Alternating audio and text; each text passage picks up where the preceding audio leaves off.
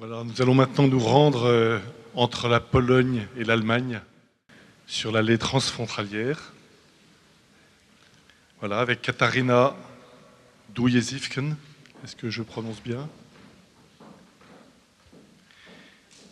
Donc, qui vient d'Allemagne. Et puis Piotr Tisko.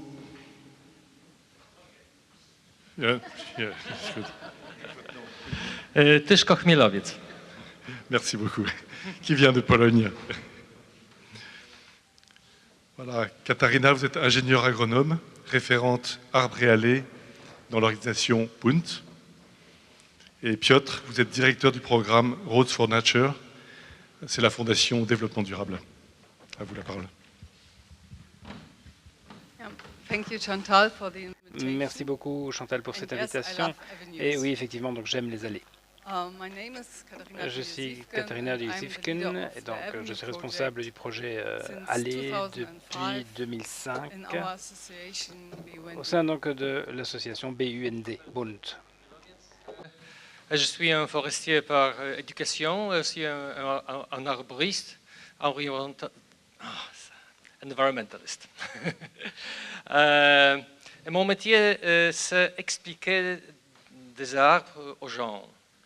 Je crois que les arbres sont les êtres formidables. Je les adore. J'aime des allées.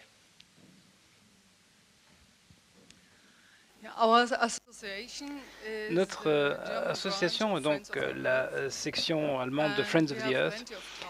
On a en fait toute une série de missions. Et, par exemple, donc l'agriculture biologique, les énergies renouvelables et durables, avec différentes qualités environnementales, etc. Un point important, je pense, alors ici, oui. Donc vous voyez donc le Mecklembourg-Poméranie, tout en haut là, de l'Allemagne, c'est en fait là que nous nous trouvons. Et dans notre région, nous avons en fait un réseau d'allées particulièrement important. Nous en avons sur quasiment toutes les routes principales, mais également les routes régionales. La protection donc, des allées constitue une part importante de notre travail, et ce, depuis que les programmes ont été lancés, donc il y a 28 ans.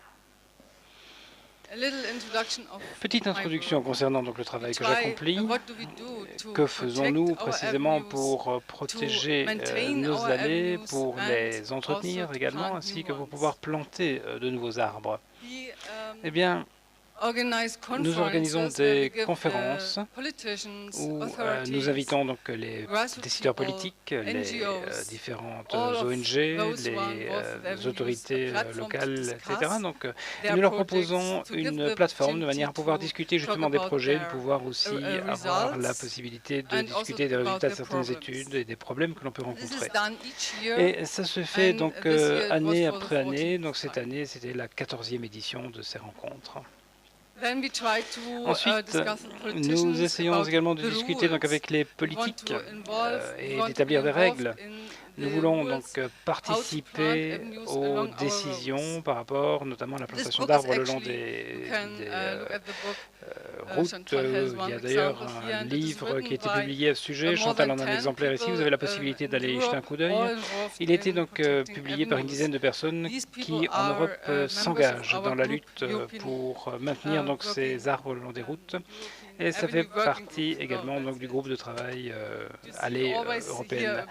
Vous voyez donc quelques images, quelques photos qui vous montrent les différentes allées. Ce que nous essayons de faire également par rapport à ces allées, nous essayons de travailler donc avec les médias. Nous nous efforçons aussi de susciter une prise de conscience auprès du public. Donc beaucoup de travail de relations publiques.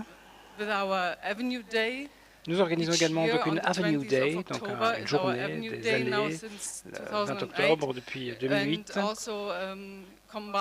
Et nous combinons cela donc avec un grand concours photographique partout en Allemagne.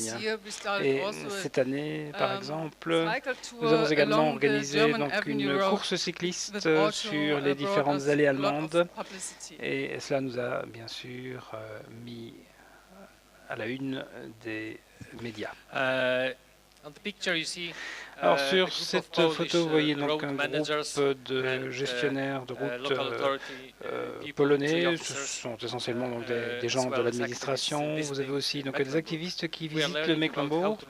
Alors, on est en train d'apprendre là en fait comment gérer donc ces routes, ces allées. Alors l'organisation que je représente n'a rien à voir avec l'acier en fait, comme on pourrait le penser, donc avec le logo polonais. Il s'agit en fait donc de gérer un certain nombre de problèmes à caractère écologique. On se concentre sur les arbres, préservation des arbres, notamment donc à l'extérieur des villes ainsi que dans les villes. Et nous nous intéressons également donc au fameux phénomène du smog et de la qualité de l'air dans les villes. J'ai commencé donc à travailler en 2007 sur la protection de ces allées d'arbres et j'ai eu la possibilité de prendre contact avec Chantal, avec Katharina également. Et ça nous a permis de développer donc un projet de plus grande ampleur que nous avons qualifié de Roads for Nature.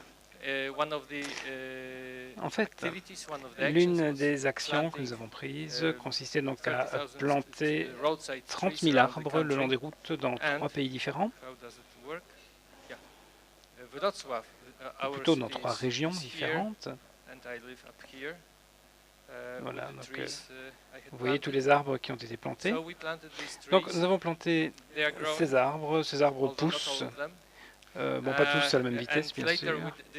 Et nous avons également décidé, dans une phase ultérieure, de nous concentrer sur la formation. Formation donc des responsables politiques, des responsables administratifs, etc. Parce qu'on n'a pas les capacités pour pouvoir planter tous les arbres. Nous estimons que c'est du ressort donc de l'Office des forêts.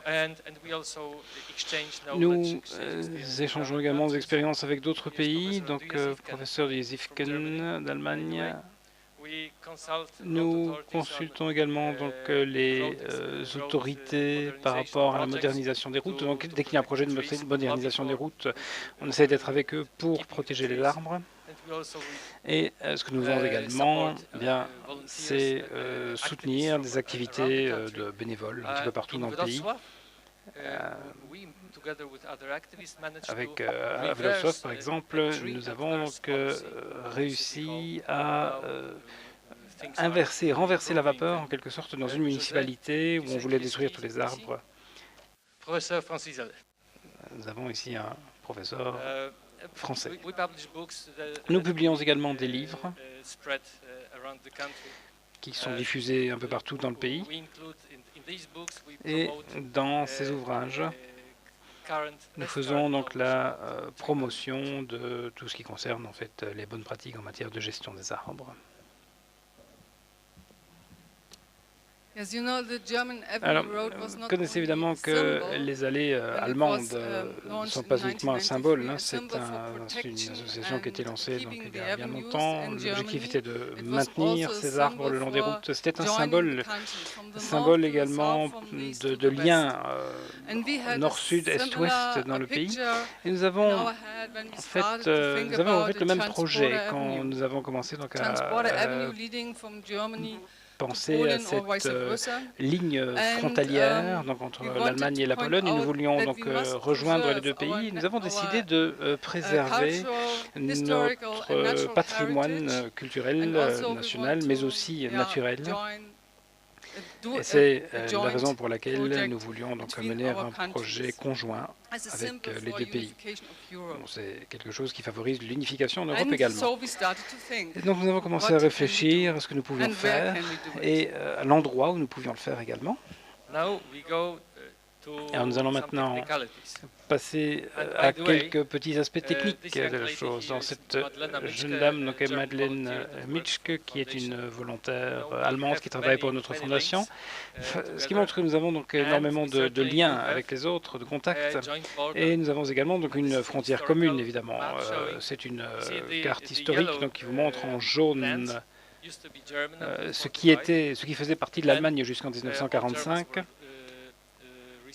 Et ensuite, la frontière a été déplacée et ces territoires ont été annexés par l'Union soviétique et puis ensuite ont été donc rattachés à la Pologne.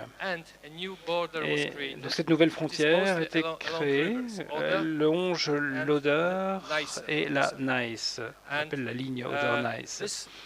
Et il y a juste une toute petite partie dans le nord qui ne suit pas donc la rivière, le fleuve. Alors cette frontière,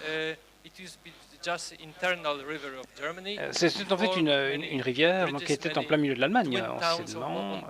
Vous aviez donc souvent des villes qui étaient dédoublées de part et d'autre de la rivière. Et après 1945, eh bien, il y a donc une série de ponts qui étaient détruits, qui ont été reconstruits. La plupart donc, ressemblaient à ceci. Vous aviez donc des ponts qui terminaient nulle part. Alors, avec l'aide des financements européens, un certain nombre de ponts, la plupart de ces ponts donc, ont pu être étendus donc, pour pouvoir rejoindre les deux pays. Nous avons également donc, des postes frontières et puis des magasins pour les Allemands parce que, enfin, voilà, il y a des échanges entre les deux pays. Donc, les Allemands viennent faire leurs courses en Pologne et les Polonais en Allemagne. Et au moment où la Pologne est entrée donc, dans l'Union européenne, eh bien, on a pu donc, construire ces liens. Et en fait, avant de pouvoir financer des plantations, j'ai longé toute la frontière pour essayer de trouver donc l'endroit idéal. Et voilà donc un exemple de site que nous n'avons pas retenu en définitive. Il s'agissait donc d'une ancienne traversée de frontières avec des clôtures. Et vous aviez donc un pont qui avait été reconstruit sur la Neisse. Mais ça s'est avéré beaucoup trop compliqué et on ne voyait pas, si on avait planté des arbres, on n'aurait pas vu véritablement d'aller traversant la frontière. Donc, en définitive, on a trouvé l'endroit idéal, l'endroit rêvé, en travaillant donc avec notre partenaire de Stettin. C'est une organisation donc, qui s'appelle Gaia, une organisation polonaise, qui est devenue notre partenaire local. Et Katharina va vous donner quelques informations sur la façon dont nous avons travaillé. Oui, alors pour exécuter ce genre de projet, il faut impliquer également les pouvoirs publics. Pouvoirs publics donc responsables de l'environnement, de la sécurité routière, etc. Donc, et qui sont responsables de cette section sur laquelle vous voulez planter vos arbres. Et donc, de mon côté, donc j'ai essayé d'impliquer également les responsables des routes parce que nous voulions savoir précisément de quel était l'endroit qui convenait. Il fallait un endroit qui ne soit pas encore planté, qui relie donc différentes villes. Donc on a trouvé entre Stettin et Warnik petite route qui venait d'être, qui allait être rénovée avec un financement, donc qui convenait tout à fait pour nous.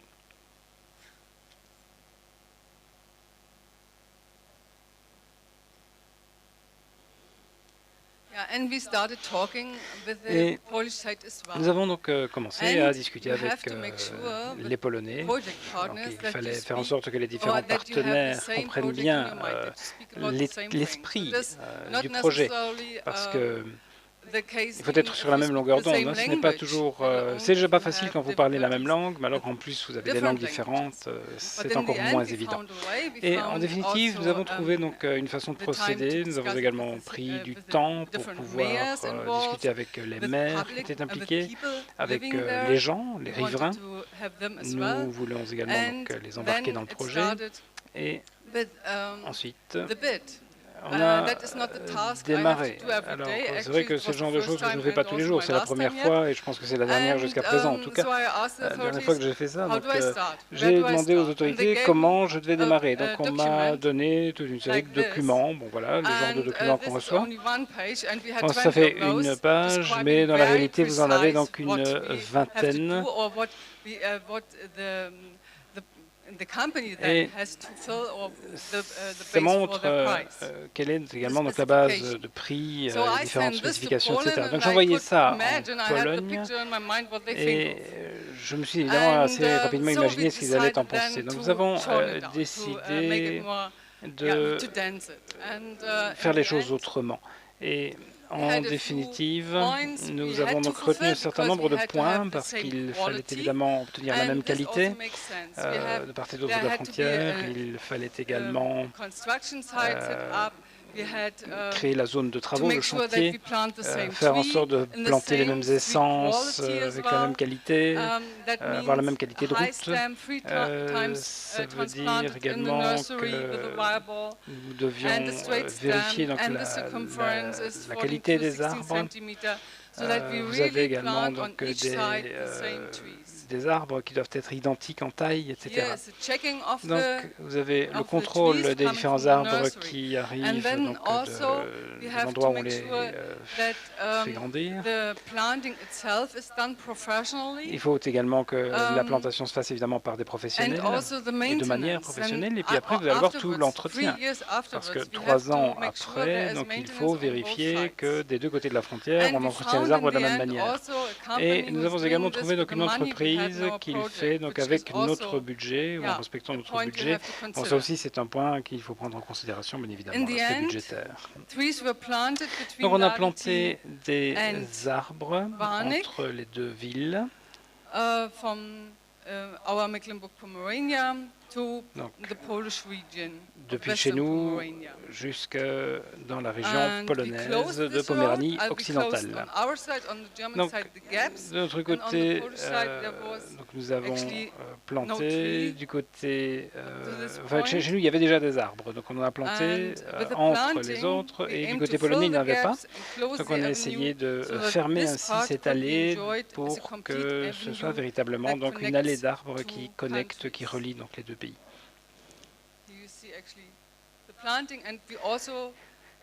Nous avons également donc, peint les troncs pour les protéger contre le gel et les fissures.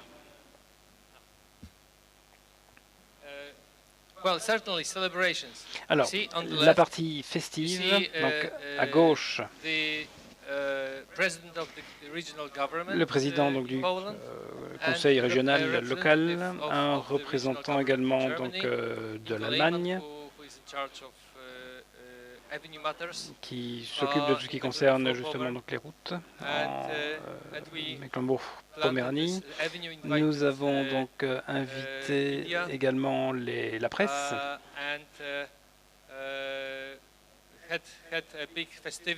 Nous avons donc organisé une grosse fête avec des officiels, évidemment, qui ont fait des petits discours sur la coopération, sur le fait de pouvoir travailler ensemble dans une Europe unifiée.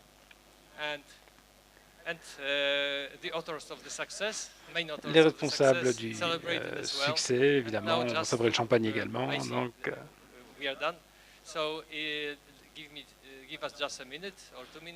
alors juste, je vous demanderai donc 1 minute pour partager avec vous donc, nos conclusions ainsi que nos recommandations.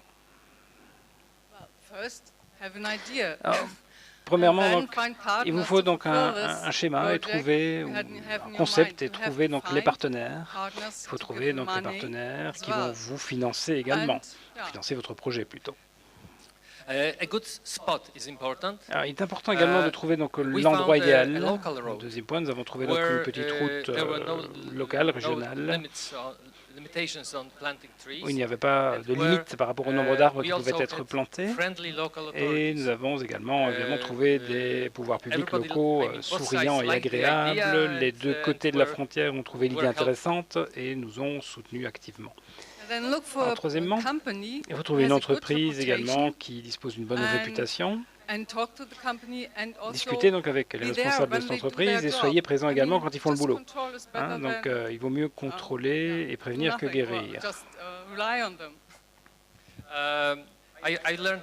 J'ai appris beaucoup de choses par rapport aux normes allemandes, notamment. Donc, ils ont même un terme pour ça qui fait un petit peu peur, c'est Leistungsverzeichnis. Ça sonne bizarre, mais ça veut dire donc spécification, en gros. Et j'ai donc appris comment planter les arbres à la perfection. C'est intéressant de vérifier que les arbres soient entretenus par la suite.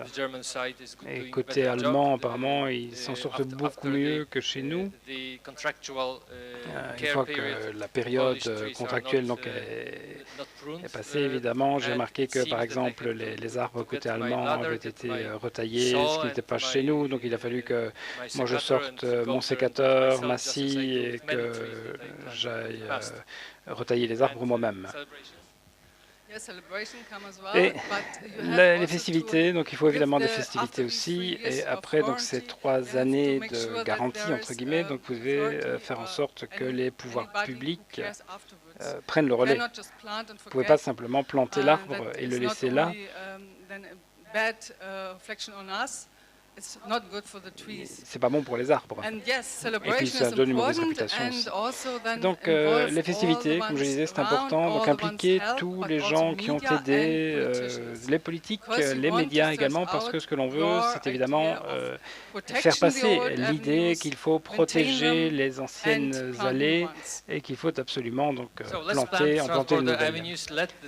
Voilà donc des avenues transfrontalières ou des allées transfrontalières pour qu'elles puissent nous relier. Et célébrons évidemment l'Europe unifiée. Ne partons pas du principe que c'est acquis. Il y a des gens aujourd'hui qui veulent détricoter tout ça